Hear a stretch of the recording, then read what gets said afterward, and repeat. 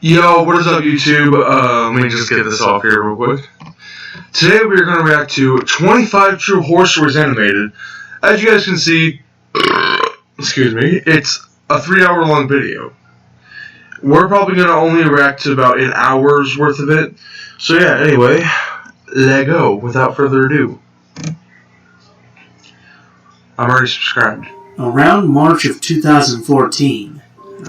Why does this dude look like Owen Wilson? Seriously, I will show you guys this. This dude in the thing, in the video, looks like fucking Owen Wilson. Look at that. He looks like, look at this. Look at him. Look at this. Looks like Owen Wilson. I'm telling you that. If you guys don't know who Owen Wilson is, if you guys have ever watched Cars, this is the voice of Lightning McQueen.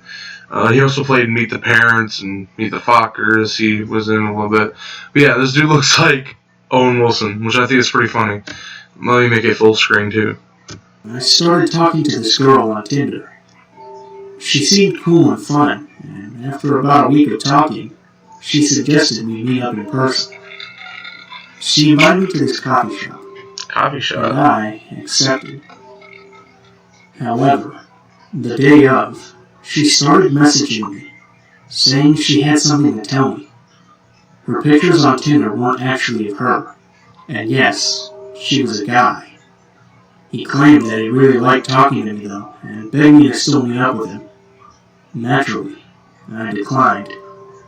I blocked his profile, and just continued on with my life. Never trust him, man. About a week later, I started... I'm not saying you shouldn't go on date sites, because there's a lot of people who are being honest. There are a lot of catfishes out there. Trust me, I know. Well, not me, but like my sister knows. ...to another girl.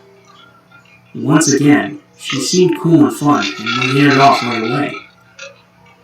She asked me if I spoke to others. It's the same profile picture. Look at that. It's the same profile picture. People on Tinder frequently, and rather stupidly, I told her about my previous encounter with the man lady. Weeks later, I would realize that this new girl was the same girl as the week before. She asked me if I wanted to meet up, and I said sure, as long as it was in a public place. We decided on a cafe, and the next I still can't believe he looks like Owen Wilson. day I sat at the table waiting. 5, then 10, then 15 minutes had passed, and she was nowhere to be found. I then peered out of the window, and saw, from across the street, a man staring at me intently. I looked away, waited a few seconds, and looked back, but he was still just standing there, staring. At that point, I left the cafe, got on my bike, and booked it home. Booked it. I was definitely a little freaked out, but tried to pull myself together, and reasoned that no one could have followed me. Nobody cares about you, EVE Online is a vast universe. Don't care. No free brand deals. Then I deleted my Tinder profile, and things were normal for a few weeks. About 3 weeks later, I started getting these phone calls. The numbers always showed up as unknown.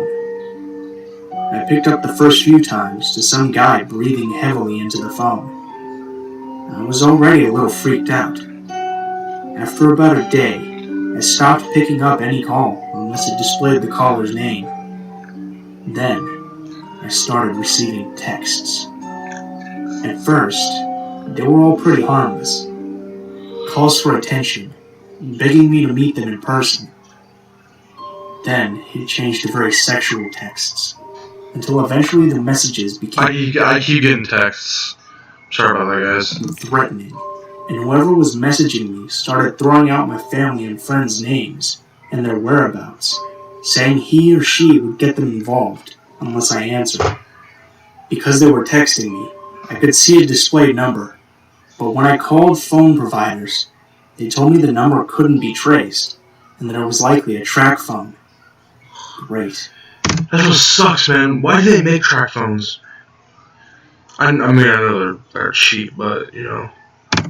I waited about 2 weeks, not responding to the text, thinking I shouldn't feed the troll.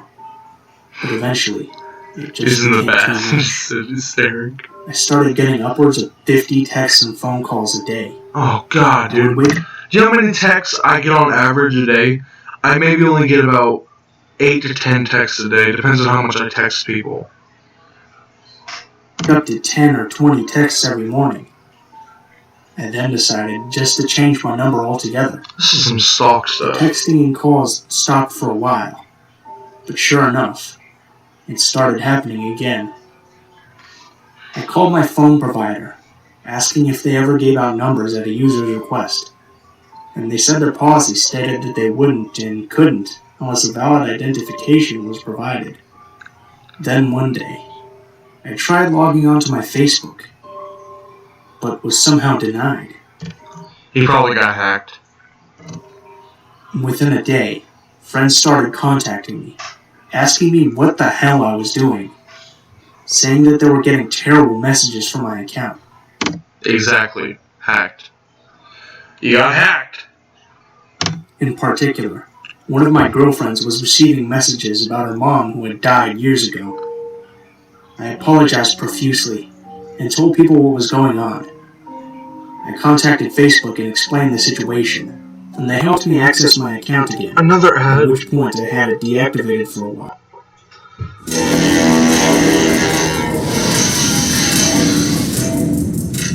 No free brand deals.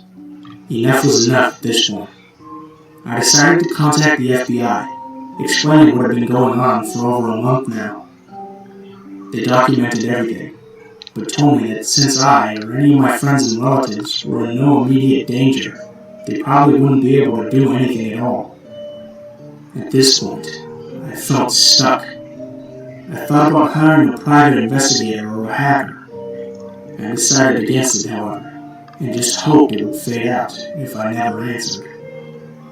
I left my Facebook deactivated and continued to ignore any texts and phone calls I received. I never had any trouble at home, but some of my closest friends received the occasional text as well, which freaked us all out. I hated that they got dragged into it too. One day, I came home and things felt very eerie. Door unlocked, windows open, and no one home. A strong breeze running through the apartment.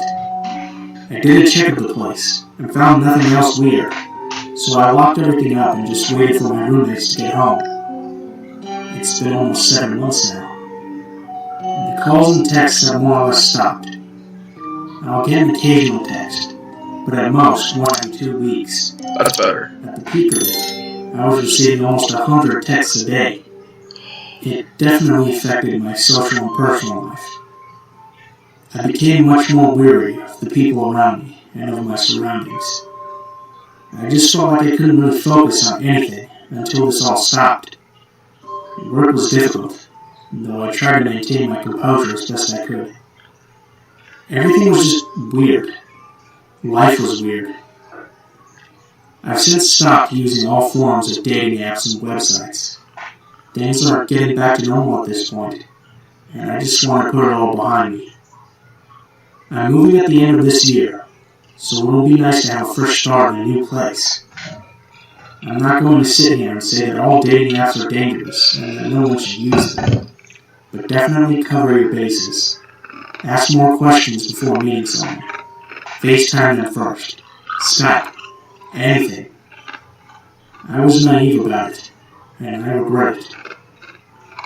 Be safe, stick close to your friends, and try to sometimes meet people in more traditional ways.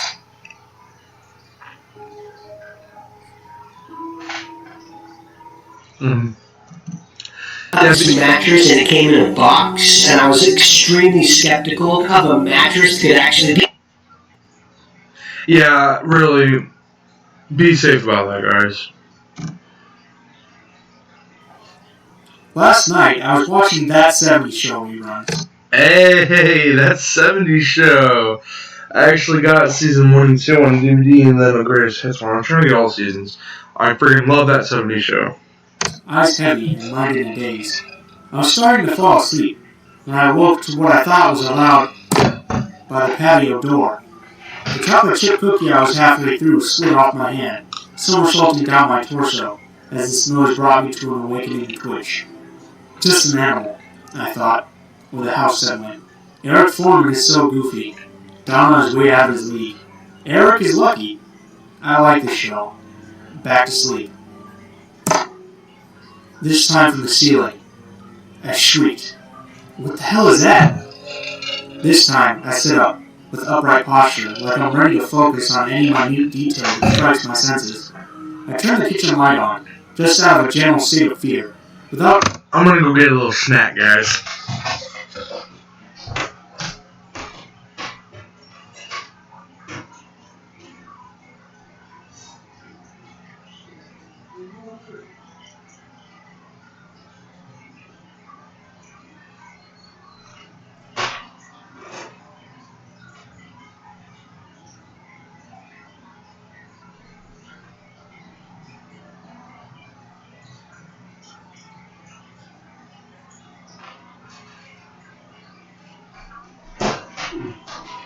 Right here. This is some good stuff. I got some summer sausage and American cheese, man. It's a great combination, I'm telling you. Really any concern about anything being in the kitchen. It might seem disgusting, but you know what? I don't freaking care. It's my sausage.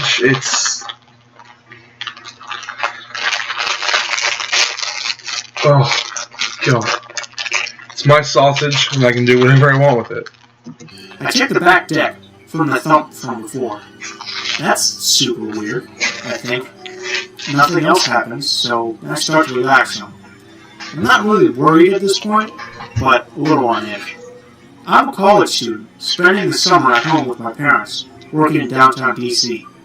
They're at the beach, so I'm alone in this rather large house. It's 10:36 p.m. when the door knocks. Seriously, I think?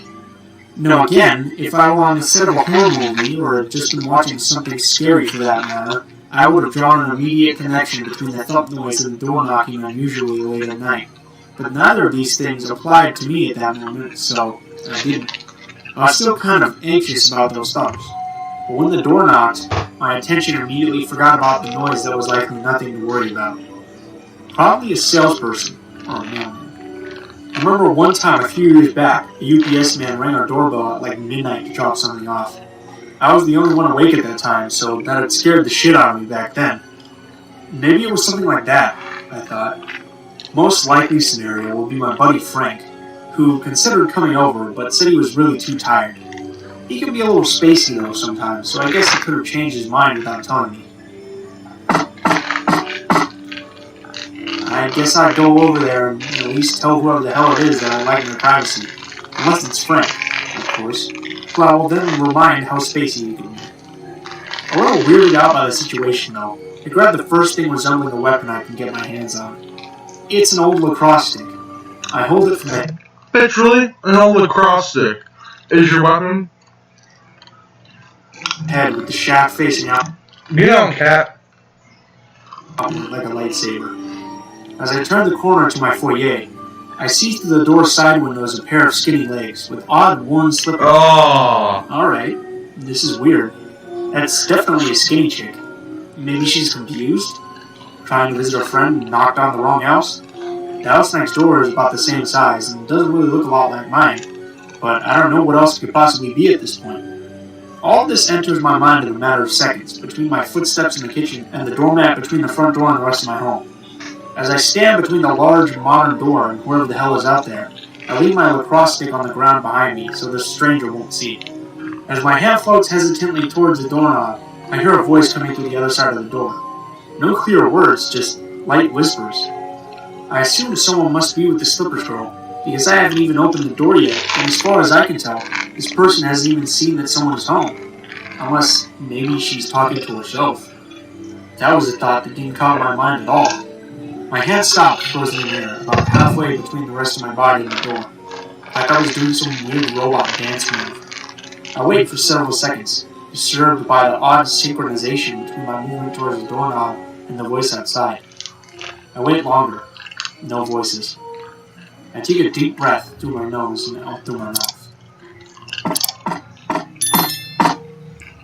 I open the door about 3/4 way quickly, like a toddler anxious and curious to discover the monster in their closet. I stick the right half of my body up, facing two dark, feminine figures on my front porch. The first thing I notice is those beat-up slippers. I look up from there, my head and neck tilting slightly upward to see the rest of her.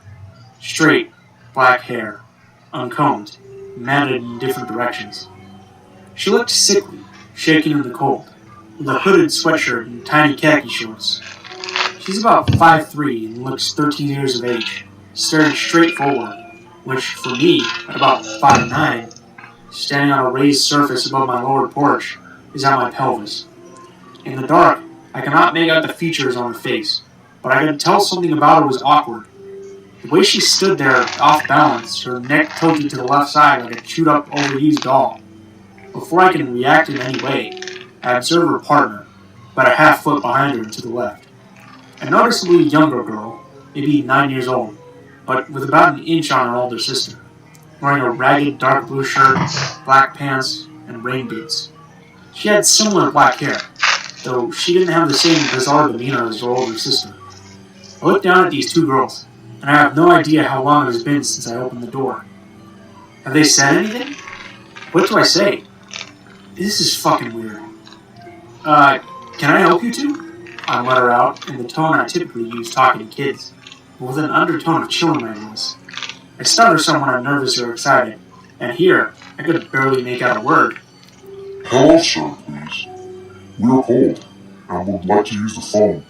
The younger one says, her head facing straight forward. Her tone, it was like nothing I had ever heard. It was feminine, sure, but each word left her mouth fully independent of the one before. Like they were just words being spit out of a machine and placed in the correct order by a third party. Almost like a robot. But she was clearly human, a young girl I'm speaking to, yet somehow very, very far off. She didn't sound her age. She sounded at least 14, maybe 15, but she looked no older than 10. Why did she speak to me and not her older sister? What is going on here? Is her older sister shy, mentally handicapped? Am I dreaming? What does she mean about using my phone? It was like she was speaking off of a script and mixed up a question. I wonder if she needed to ask me something else. Not sure how to respond to this arbitrary question, I managed. Well, I'm not sure what you're asking. Are you two lost? First, nothing. Just stares, straight forward, directly ahead, as if with no visual awareness. Then the younger one says, Please, sir, you're alone. You need to call home. Let us in. Her response, with the same monotone voice, didn't really answer my question. It was like she was speaking without any concern over what I was saying, just when it was time for her next line. And the last part, let us in, like a command, completely separate from her prior polite and candid requests. Trembling in fear and confused, with a strong sensation telling me something was horribly wrong, I said, I'm sorry, but I can't let you into my house. You'll have to just stay here while I grab a phone and call for you. I couldn't leave these two kids just stranded out here, but I knew. Something in the pit of my stomach just told me I couldn't let them in. I was scared shitless.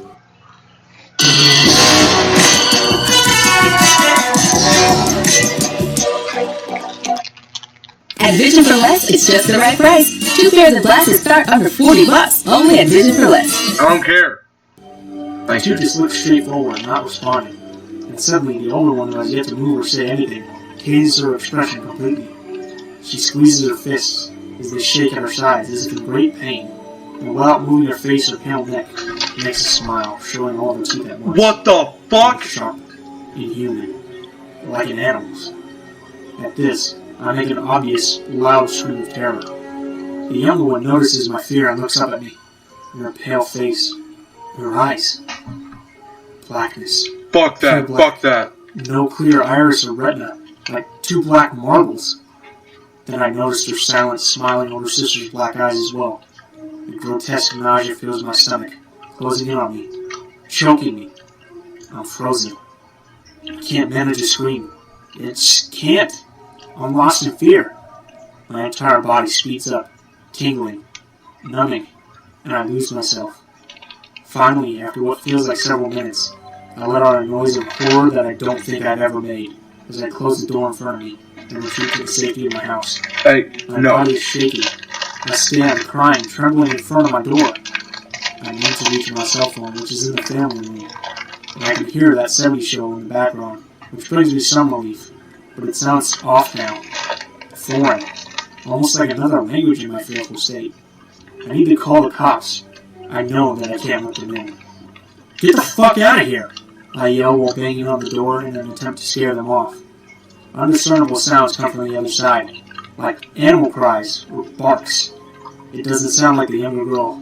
I know it isn't. I know it's the older girl, the silent, mentally off one. But I just can't fathom this. No. Fuck no. I need to reach my cell phone, but I can't move. I can't lose track of them. I can see the slippers in the side window, and I know that she's still there. More animal noises from outside. I scream, yell, bang my lacrosse stick against the door. Anything I can get out of my tired bones and muscles. It felt like I was being attacked by a grizzly bear. I was in full-on survival mode, doing all I could to scare them away. But any noise I made was matched by the older girl with her disturbing barks and screams that to this day haunt my dreams. Then from the other side of the door, I hear a muffled You just want to call over. from the other girl. Please. I'm gonna go put this up.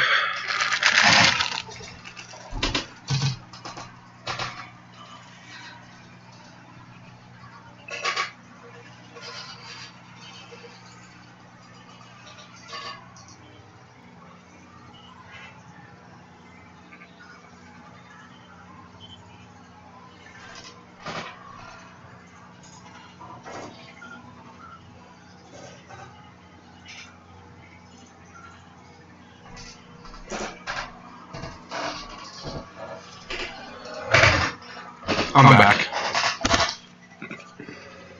Get it all. Let us in. Let us in.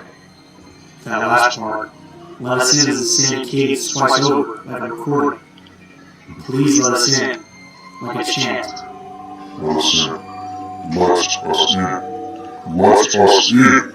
The younger girl continues, each demand louder and more assertive than the one before, as the older girl's noises match her demands. Wait for any sign of safety, and the horrible nightmare coming to an end. I continue screaming at them until finally it stops. The noises, the chanting, gone. The slippers are gone. I look out my window, sprinting legs. The other girl running the speed of a male track star, while with her legs twisting over each other like a circus freak. This is so fucked up, I think to myself. I see her trail off, catching up with her younger sister, who must have given the orders to leave while she stayed for a minute or two, barking, screeching, and yelping like a Neanderthal. I watch as the older sister finds her younger sister, laying on the other side of the road. They stand there, not looking back at my house, just staring straight ahead, the other way, like they were waiting for something. Someone. Suddenly, What the? a large figure walks towards them. Long legs and arms, and lanky, inhuman features. What the fuck is that? But far too small and awkward. Oh One my of the shit. animation figures from a Tim Burton film. This creature, this monster, leads them away into the night. I didn't leave my front door the entire night. I couldn't sleep. I think I just shit my pants.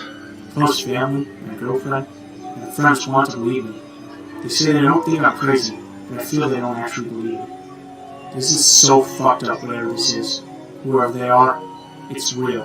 Like they're subhumans trying to take over us. I don't know what this is, but they create this energy of fear and terror like nothing I've ever experienced. I lay awake at night, terrified when I open my eyes. That older sister might be outside my window, hanging from a tree, smiling at me, waiting for me to walk outside and leave the house.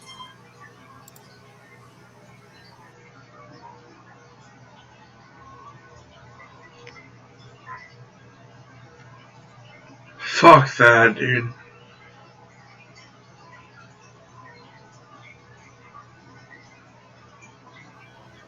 I'm sorry if this post is too long, but I've never shared this with anyone. and this seems like the best place to do so. When I was around 9, I went to summer camp at the nearby YMCA for a few summers. It was a day camp, and there were different camps you could do, such as water sports, crafts, canoeing. Each camp lasted for about 1 week. I started the summer by taking one of the craft camps, a special one that lasted 2 weeks. I was really excited about it, but I was nervous, because I didn't know anyone else in my group, and I'm very shy. On the first day, I managed to make friends with an old Stephen Hawking?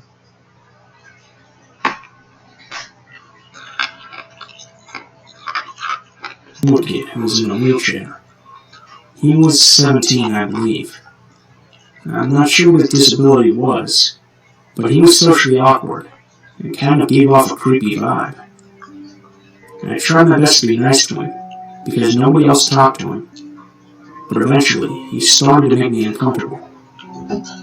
First, he'd start by talking about how much he hated being in the wheelchair, because it made his back hurt. He liked to be able to get out at the end of the day and stretch, as well as do some exercises with his physical therapist.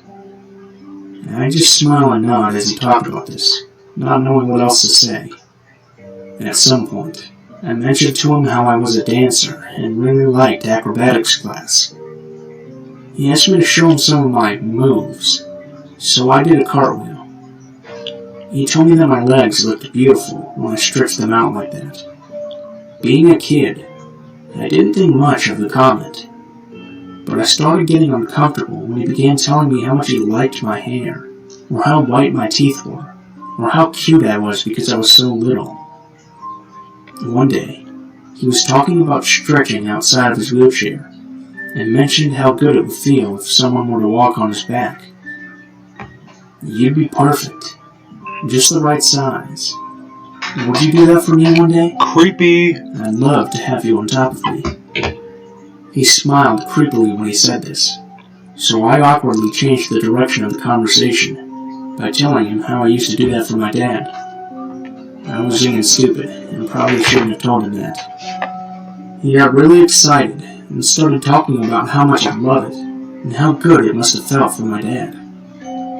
I bet he loves having his little girl on top of him like that. He reached out to me at this point, and put his hand on my knee. We were sitting by a table in the craft cabin. I awkwardly shoved it off, moving away a little. He smiled and started talking about how good it would feel if I were to do cartwheels on his back and jump on him, maybe even lay down on top of him and rub his sides. I got really uncomfortable at this point, and luckily, my mom drove up a moment later, so I was ready to leave. This was on the weekend, and the camp was going to continue to the following Monday. I didn't mention anything to my mom, because I figured he was just lonely and awkward, and didn't mean to be creepy. But when I got to the camp Monday, he immediately came up to me. I was so upset that I couldn't see you this weekend. I missed my little girl. I smiled and awkwardly walked away, but he followed me. We were all going as a group to the craft cabin, and he came up next to me and asked if I wanted to sit in his lap and ride to the cabin with him. I politely declined and managed to avoid him for the rest of the day, until I was walking to my mom's car at the end of the day. He came up to me, grabbed my hand, and pulled me towards him. "You really hurt me today. How would you like it if I hurt you?" I yanked my hand away and walked quickly to the car. I told my mom all about it as soon as I got in the car. She immediately drove over to the camp office and spoke with the camp leader about it, who I shared my story with. He assured us that he would take care of it immediately. As we were driving away after the meeting, I saw 2 counselors go up to the boy and lead him into the camp office. The look on his face looked like he was going to murder someone. I never saw him again after that. I was told that he was kicked out of the camp and never allowed to return. And for the rest of the week, the camp counselors would check on me and make sure I was okay. So, creepy boy from summer camp, I hope you got your issues worked out. and that you're finally living a happy life now. Quinn, come look at this! Hello, hi.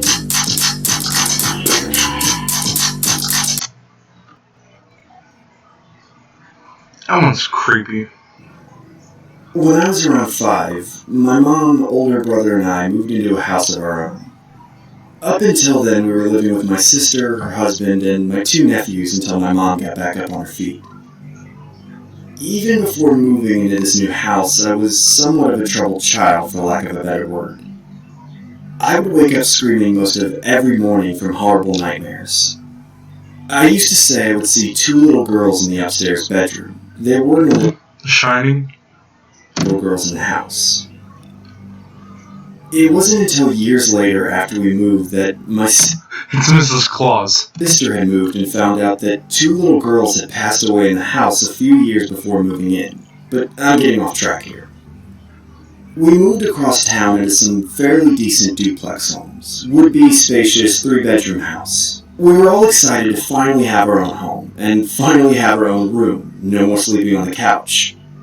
Our excitement fairly quickly diminished when we started experiencing things that we couldn't explain. My mom was fairly religious in the sense that we didn't attend church, but we would pray every night before bed and before each meal, and sometimes read Bible stories. That being said, about the month after moving in, my cousin who worked for the local church had gifted us some blessed palm crosses. My mother took them and hung one above the back door, which was connected to the kitchen, and one near our living room door, which was adjacent to the kitchen, residing by the stairs that led upstairs. A few days after hanging them, we started noticing every morning when we'd come down for breakfast, one would be on the floor.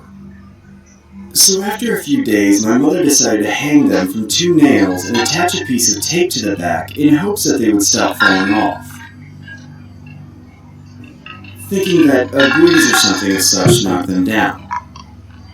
I have a hard time remembering in depth all the experiences we encountered, but I do remember hearing someone inside the wall talking to me.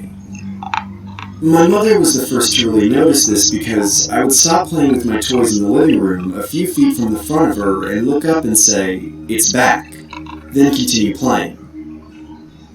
Over the next few months, more and more weird things started happening. Toys in my room would go off randomly. Toys that you would have to wind up or use a remote control to move. I had picture books with buttons that would talk attached to the book, and they would be in our hallway closet. At the most random times, they would go off like someone was pressing them. It was at this point that we were experiencing 3 occurrences, and my mom started to believe that there may be something paranormal going on. She went out and got some sage and attempted to clean the house while my brother and I were at school and he was at work.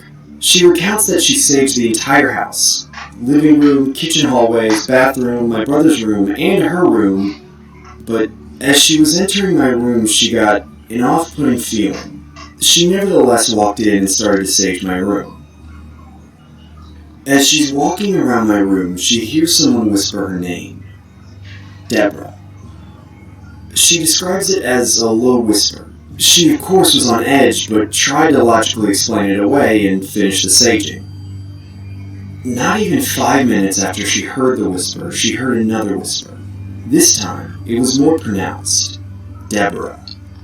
She says she froze, and as she did, her ponytail lifted up and dropped back down, slouching on her back. She then slowly walked out of my room, went down the stairs, got the car keys, ran out the front door, and drove to my school. She stayed there for 4 hours until the end of the school day. We went to my aunt's and didn't return home until we picked up my brother from work later that night. It seemed like after her attempt to clean the house with sage, the activity really started to pick up. My brother would often hear someone whispering their name, Deborah, Joseph, or would sometimes hear what sounded like someone or something telling them to say profanities. My mom didn't know where to go, who to see, or what to do. The people she told what was going on thought she was crazy, and the other house just didn't want to hear it. So all we could do was continue to pray and keep a positive attitude. Whatever was in that house seemed to target myself and my mother more than my brother. We don't know why. Eventually, I stopped sleeping in my room and started sleeping with my mom. I used to say there was a man that lived in my closet. I would take my family up to my closet and show them where the man was, of course, and they never saw anything. But I did. It was about a year of living there when my mother and I started seeing things. She would wake up one night and see the silhouette of a man on the ceiling over the bed, but she wouldn't be able to move or make a sound. Then she'd drift back into sleep like nothing happened. A few nights later I would wake, the same experience. We would often see what appeared to be red glowing eyes looking through windows. I would even feel at night like someone had carried me out of the bed and had somehow got me outside. I couldn't wake up, but I could feel the cold wind and hear it and various other sounds from outside. We would often see what appeared to be shadows peeking around corners and ducking back when we look in their direction. But there was one encounter by far that shocked us both to the core.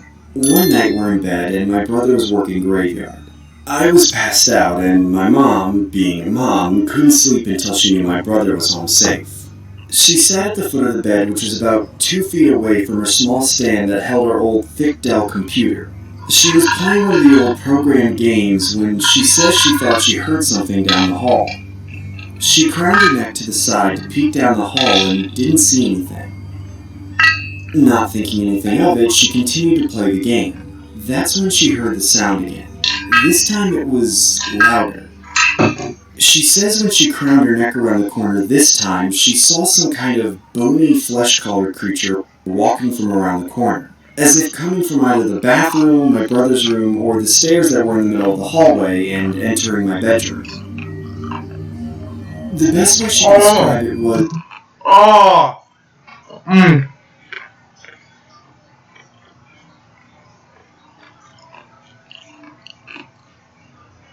It's cold. I'm chewing ice. It's cold.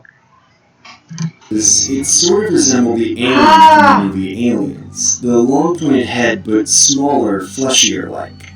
She says she let out a gasp, and the creature just froze in place.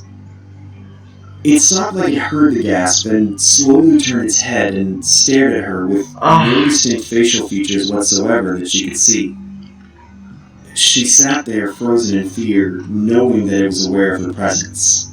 She started to pray, at which point it turned and slowly walked into my bedroom. Again, she didn't know what to do in the situation. Does she wake me up and walk us down the hallway, crossing past my bedroom door to get to the stairs to leave the house? Does she call the cops? Do we climb out the bedroom window, jump from the second story to the ground? What does she do? She sat there for a good 5 minutes and somehow got the courage to go see what the creature was and what it was doing. Ready for a battle, she stood up, walked down the hallway, flicked on the hallway light, walked into my bedroom, flicked on the light, and to her astonishment, there was nothing there. She checked everywhere, under the bed, in the closet, made sure the window was locked, but there was nothing there. She then returned to the bedroom and sat there all night, waiting for my brother to come home. The next day was fine. There was no kind of experiences whatsoever. Not to say that these occurrences happened on a daily basis. When it came time for bed, she put me in and said she had to go see my brother. I lay there on my side, facing away from the door. What I didn't know is that she was going to tell him about what had happened the night before. A few minutes passed, and I feel her sit on the bed next to me, so I roll over to say goodnight and all the good stuff. But when I rolled over, it wasn't her sitting there. What I saw, and I swear to God, may he strike me dead right now if I'm lying. What I saw was a darkish-colored creature with flesh clinging to it, with its long head looming over me. I screamed. I didn't know what else to do. I screamed so loud that I'm certain I woke the neighbors on the other side of us. As I sat up to push myself off the bed to run out the room, the creature, in one quick motion, darted either under the bed or into the corner somewhere as I ran out the room down the hall. I see my mom and brother, pale as a ghost, shaking on the verge of passing out, trying to explain what I just saw and that we need to leave. Mind you, up until this point, what my mother and I experienced, we never shared. I was 5 or 6 at the time. I didn't know what she had seen and vice versa. But it was that experience that was the last straw in a sense. We ended up sleeping on the couch that night. The next morning I drew them to the best of my ability what I saw, and it confirmed what my mother had seen the previous night. We didn't live there for too much longer, but until that day, we experienced unexplainable phenomenons. On the day we were moving, both crosses that I mentioned earlier were thrown off the wall into the middle of the 2 rooms at the bottom of the stairs without there being any wind or draft or anything that could expel it away. When moving out, I had to go through all my books and decide which ones I wanted to keep and which ones I was going to give away when suddenly we stumbled upon an old book that was way too advanced for my reading. Trolls. It's got a key and a pentagram on it, so it's not going to be good. Level was a 6-year-old, and it didn't belong to my mom or brother either. The book was about trolls. It was when I saw this book, The trolls of the internet? and saw the creepy drawing of the sinister troll on the cover that I was able to tell my mom. Dude, why does that look like, the one with the 4 arms? Why does it look like, it's that one Pokemon that has the 4 arms. It's like the Goro of Pokemon, you know? Or this guy could have looked like Goro, too, you know? That was him. That was the man that sat in my closet. This was roughly 16 to 17 years ago now, and I often wonder if the people who lived in the house after us ever experienced anything in that home. Of course, there were a lot more other things that we experienced at that home that weren't as prominent or terrifying as the ones mentioned above.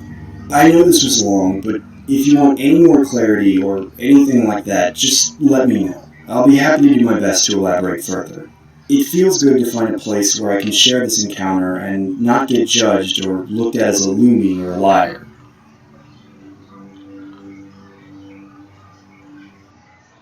Is the threat real? Yes, sir, we believe it is. No free brand deals. I might do like 2 more stories and then I'll get off here. My name is Stan. I'm 17 years old, and this story happened about 4 years ago. The school I went to was in a very rural area in my village. My friend Peter went to the same school, but I lived further away. His mom would always drop him off near my house, and we would always walk to school together. On our way to school, we would always pass some farms, and one of them had this really old creepy house that was abandoned for years. One day, me and Peter said we should check it out and see what's in there, basically. We couldn't go after school because, like I said, Peter lived further away, and his mom needed to get him home. This was also during the winter, so it got dark sooner. For myself and Peter, we came up with the plan that Peter would have a sleepover around my house. And when my parents were asleep, we would sneak out and explore the abandoned farmhouse. It was Friday, and the past few days had been snowing. After school, Peter came to my house. We spent the evening playing video games and looking up creepy videos on the internet, anxiously waiting to sneak out. 1 a.m. rolled around, and we put our coats on and snuck out my bedroom window, which is ground level. We had one flashlight between the both of us, which Peter managed to sneak out of his dad's garage. We walked through the farm fields and made it to the house. Naturally, the first thing we did was try to open the front door, but it was locked. We looked around at a few of the windows, and one of them was smashed open. So we used this as our entrance. Surprisingly, the place seemed rather untouched for how long it had been rumored to be abandoned. It was just covered in dust and had a really strong smell. Not bad necessarily, but it did smell odd. I shone my flashlight to As most abandoned houses do, usually. the top of the stairs. I couldn't see anything, but it seemed really eerie up there. And then I heard wood creaking. It kind of sounded like slow footsteps, but I wasn't certain. Peter then said, "We should check upstairs." I told him I'm not going up there. There's probably some maniac up there waiting to kill us. The next thing that happened was the phone rang. One of those really old phones made myself and Peter jump out of our skin.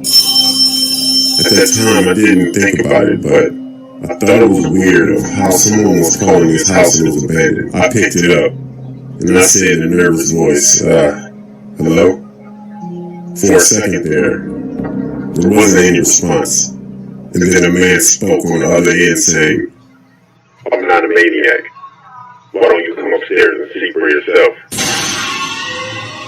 At that point, loud, heavy footsteps ran across the upstairs room and toward the top of the stairs. Peter and I ran out the farmhouse as fast as we could. Screw We that. ran out down to the farm. I glanced back to see if there was someone chasing us, but there wasn't. So I told Peter to slow down so we could catch our breath for a second. After taking a better look at the house, one of the upstairs lights was on, and there was a dark figure standing at the window, watching us. I didn't know what to think, and honestly I was terrified. The light then turned out, and then both of us made our way back to my house. We managed to sleep back inside without making my parents wake up. Peter didn't say much. I think he was too freaked out as to what just happened. And to be honest, I didn't feel like talking either. I was actually quite paranoid that, I don't know, that guy was going to follow us to my house. Thankfully, at least to where I know of, we weren't followed. From that night on, every time me and Peter walked to school, we looked at that creepy farmhouse. We can't help but feel someone's looking back at us.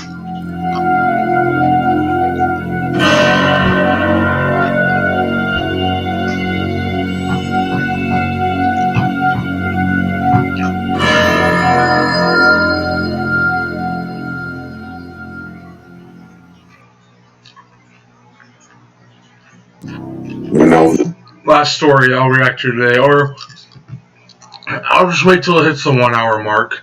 I'm gonna make this video a 3-part. a little girl, I'll do 1 hour for each video. maybe around 11 years old, a cult tried to recruit me and my friends through the dark web. This was in 2012. We lived in a gated community, but somehow this church named Assembly of Prayer Christian Church would have its members walking around trying to get everyone to attend their church. My friends and I would go to the local pool for our neighborhood, and these people were taking pictures of everyone, including parents, lifeguards, and us. We looked up their Facebook, but none of the pictures would be there. They only showed the outside of the building. Then a rumor started to circulate that these pictures were on the deep web. I didn't believe it until all of my friends and I went over our friend Greg's house. Greg went on a regular browser, but somehow got on the deep web. I didn't know much about it, so I just watched. We looked up Assembly of Prayer Christian Church, and some Facebook popped up again. We went to it, but we could see more photos than we could before. It was like we had more access than before, but still didn't see much, just inside the chapel. That's when Greg mentioned that the rest of the photos might be in the dark web. I only knew about the deep web, but they sounded like the same thing. That's when we went on my browser. It wasn't Tor, it was some other browser that I can't remember the name of. He made a call and asked someone on the phone where and how to search what he was looking for. We interrupted him, telling him that he needs to just put the church name in again. He said it's not that easy. When he got off the phone, he searched Free the Dolphins from Little Cowboy. Then the Facebook page popped up, but we had complete access, not as an admin, but as if we were a friend or we were following the page. Then we saw the pictures. But what was creepy is that every single picture had a name of the person, or multiple names if there were more than one person. We then saw our pictures. There were a picture with about 8 of us in it walking to the pool with a link under it. Greg clicked on it. We entered a live video. We were looking at the inside of the chapel with a man standing on the podium. He said, "Welcome, number 77." And in the top right-hand corner of our screen was 77. We were number 77. Greg typed hi. Then the man on the stage said that he was called Chief. So just type Chief if we need him. Greg typed okay. Chief then said that he would continue. He picked up a picture. It was one of my friends.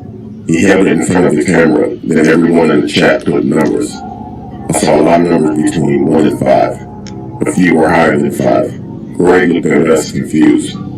Then Chief looked at the camera and said, "Number 77, we're waiting for you." I believe he typed 3. I can't really remember. For the next hour or so, this man that was called Chief had put all of our pictures in front of the camera, and we were rated between 1 and 10. By coincidence, I had the highest rating. Out of nowhere, the stream ended, and we were back on the Facebook page with all of our pictures. But all of our pictures disappeared. Being that this is all we got on for, we got off, and all of us went home. The next couple of days seemed weird. The church people disappeared. No one was asking us to join anymore. One day, everything became even more strange. One of my friends were over my house while my parents were at work. We were on Facebook watching YouTube. We both paused and looked at each other. I looked outside the window and one of the people from the church was just standing there. It's probably not church. It's probably like some satanic cult. I looked back at my friend and she pointed at the front door. I looked out the peephole and another guy was standing there. We looked out the back window and there were literally 20 people standing in a formation. So I called the police like any other person would. And of course these people were long gone by the time the police arrived. The police said that they will keep the report on file. They tried looking at security cameras throughout the neighborhood, but nothing was showing these people, and there were time gaps within the footage. It's been a while since this incident, but I will never forget what happened when I was on the dark web.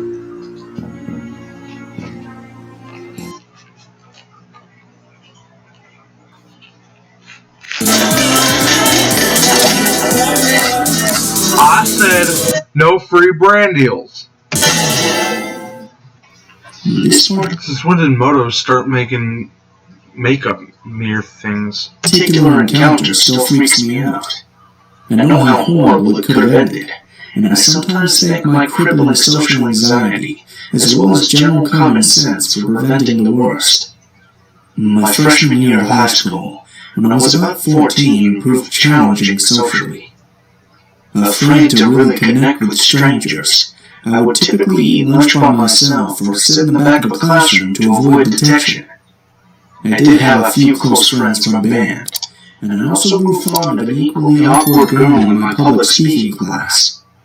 Now, because our public speaking teacher was also the drama teacher and cared much more about the musical than assigning us speeches, we never had to stand up in front of the class. Instead, I would walk into the room, sit down next to my friend, and talk to her for about an hour until the bell rang. After probably about 3 months, this class became a nightmare.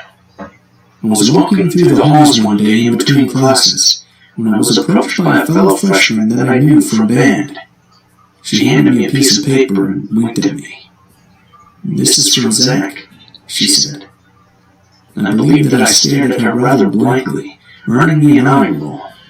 "The Zach that sits behind you in public speaking," she clarified. Still confused, but not wanting to appear stupid, I smiled, nodded, and thanked her. I put the note in my backpack, and resolved to read it when I returned home that evening.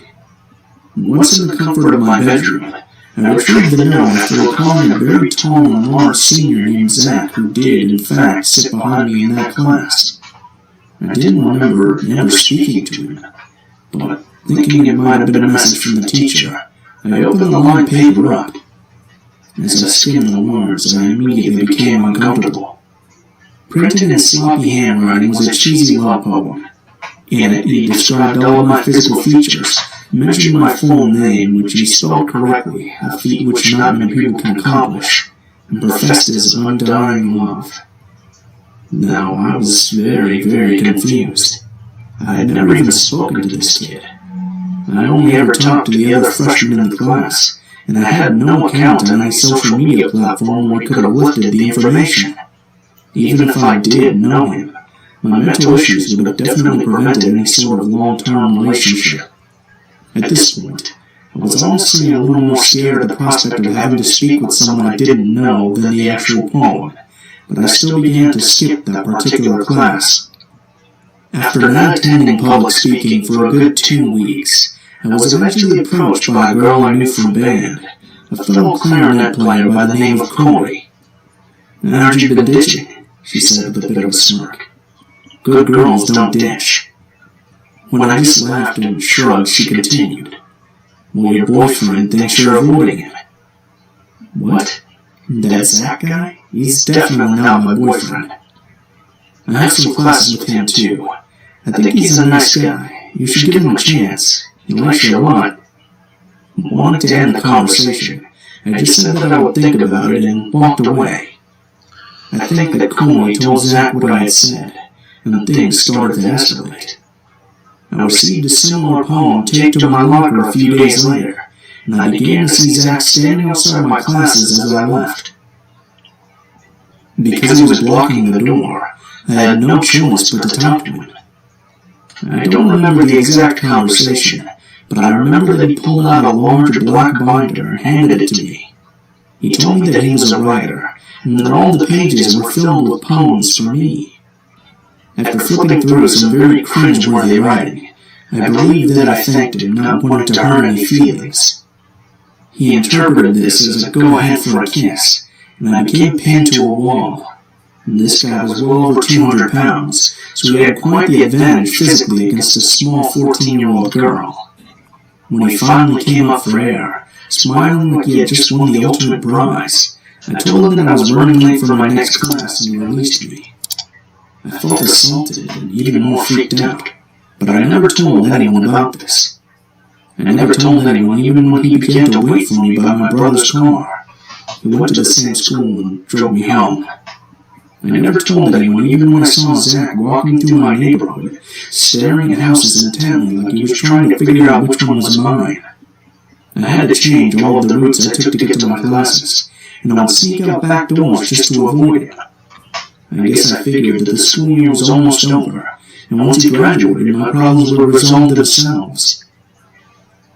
However, about a month later, I was leaving the school with a couple of band friends.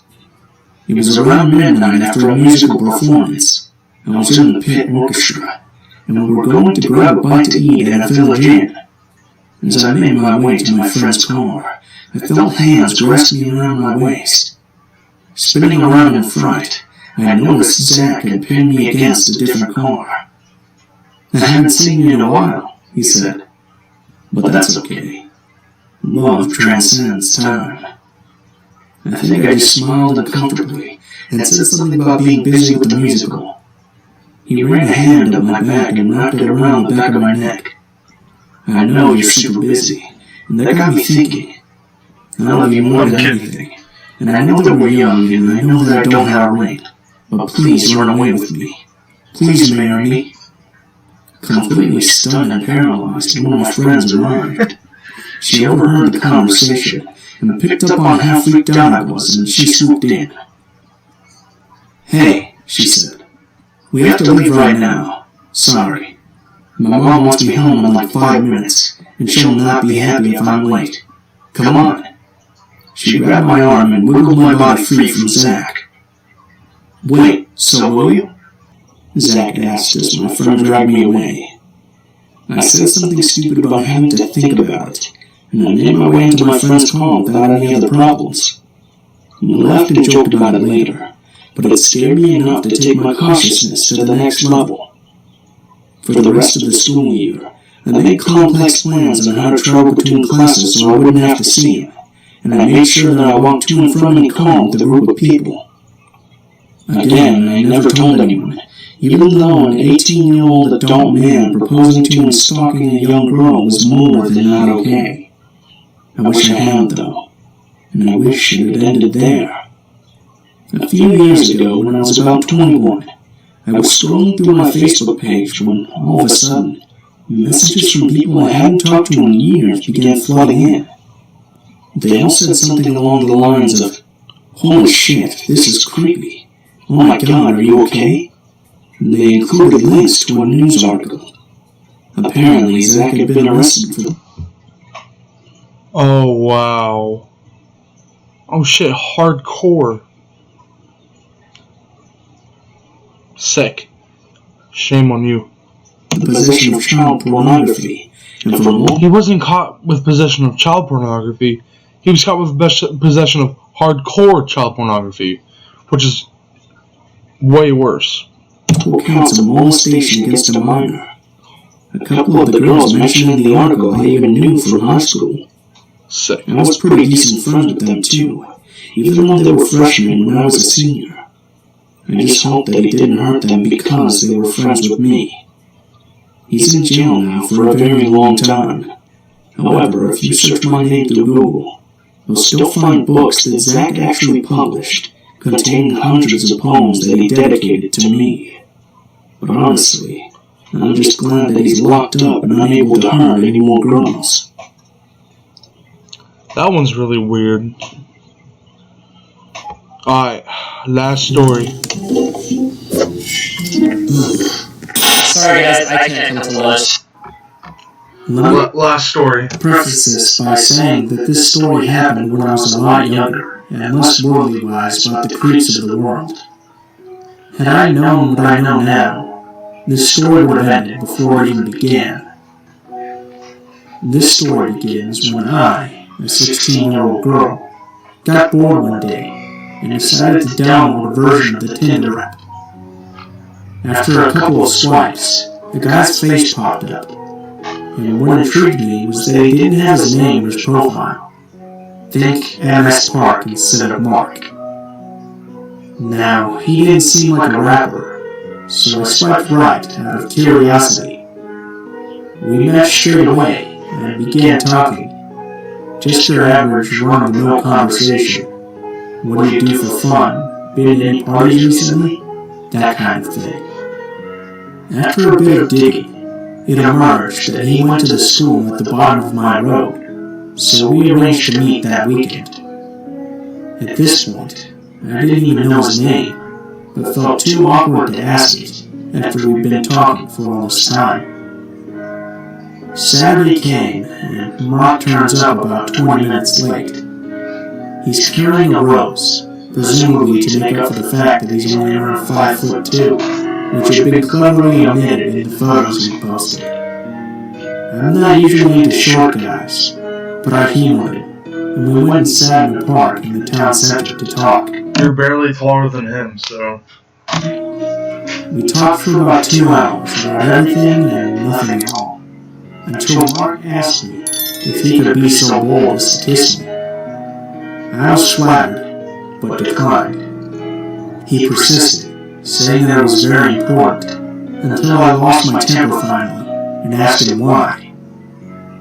He explained to me that he suffered from sex-based migraines, and if he was deprived of sexual contact for too long, he would get an excruciating headache that would render him immobile for 48 hours. Although I was Bullshit! I wasn't stupid enough to believe this nonsense, but wanted to get home quickly after this meeting had turned sour. I leant over, gave him a quick peck on the cheek, and hurried away into the piercing parlor across the road, where the owners knew me and talked with me for an hour until I felt secure enough to get the bus home. I thought that this would be the end of the encounter, and traveled home calmly. Me and my mother had never had a strong relationship, and I didn't want to really talk to her about it. So when she asked about my day, I just brushed it off and said that I had met a friend for lunch. After dinner, I went upstairs to my room and pulled out my phone. My stomach dropped. There was a Snapchat notification from MS Sparks. My username was to be on the profile I set up on Tinder. How stupid of me, I think back now, for I could have avoided a good many unsolicited dick pics otherwise. I gingerly opened it. It was a 10-second video of him lying on his bed at home, looking dazed and confused. Talking to my cat. The caption? Look what you do to me. Fake! I realized that he was actually faking a migraine and filming it to send to me. I blocked the account and sat watching TV for a while. No harm done, I thought. Wrong again. For the morning I went to school, and the fact that I had an unusually spelled first name, a friend request came in from Mark a couple of days later. I declined, but he just sent it again. I was a little weirded out, but he seemed to have mutual friends with me, and from his profile, I could learn more about him, i.e. how to avoid him. The messages started pouring in, starting with, "I really enjoyed today. Hope we can see each other again soon." And ending with such gems as, "I need you, insert my name here." I laughed and just blocked him again. One day, as I was catching my bus to school, a familiar face smiled at me from the bus stop. It was Mark again, this time with his friends. I wasn't suspicious, as my bus stop was opposite his school, and I vaguely knew one of his friends, so I smiled, talked, and made pleasantries until my bus came. This was to be the first of many encounters with Mark, all of which That's the same church. I brushed off as a coincidence, since he lived and went to school in the same part of town I did. The last encounter I had with Mark was on my way to meet a friend. The week before, I had severely twisted my knee playing netball and was struggling to walk from my bus stop to where my friend with the car had arranged to meet me. As I turned around the corner, who should appear but Mark, smiling widely and greeting me with a wave. He asked what had happened to my leg. I told him it had been a netball injury. He asked where I was going. I told him I was meeting my friend. He asked what time I was going to meet her, and at this point I just said in about an hour. He said his house was right around the corner, and putting his hand firmly on my lower back, he offered that I could wait there with a cup of tea until my friend came. I tried to protest, saying I would be fine waiting in a cafe, but Mark insisted and half-guided, half-pushed me to his house. When we got in, I asked if I could use the bathroom, to which he said yes and showed me to. I texted my friend after locking myself in there, and said that a guy I vaguely knew had let me wait in his house and she could come pick me up from there. I didn't tell her the whole story, as I didn't want to worry her and or have her phone with my mother, with whom I would have met a worse fate than with Mark. Mark then knocks on the door, asking if I was okay. I said yes, but that I'd be a couple of minutes, and he agreed to wait downstairs for me. When I let myself out of the bathroom, I walked downstairs to find Mark lying motionless on the floor of the living room/kitchen. I panicked, thinking something had happened to him, and went to check his pulse.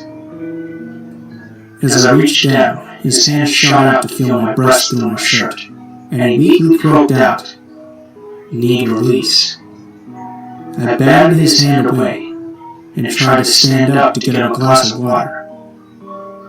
"Need you," insert my name. "Feel me." His trousers, which I hadn't looked at until now, were unbuttoned, and he was stroking himself, eyes now open and locked on me. I freaked out. I ran up the stairs and struggled with the lock on the door, hearing his slow footsteps getting closer. Just as I was opening the door, his voice called out from the other end of the corridor. "Could you at least clean my oven then?" I whisked the door open and slammed it behind me. What the hell is this stuff, is it? Almost in tears at both the pain in my knee and the sheer weirdness of the situation. After limping a couple roads down from his house, I rang my friend and said there was nothing to worry about, but could she please hurry. She was right around the corner at this point, and we drove off with me telling her everything in between shaky breaths. The weirdest thing about this whole story? A couple of days later I ran into Mark again. He acted as if nothing had happened that day, offered me some gum, and then caught a bus from my bus stop.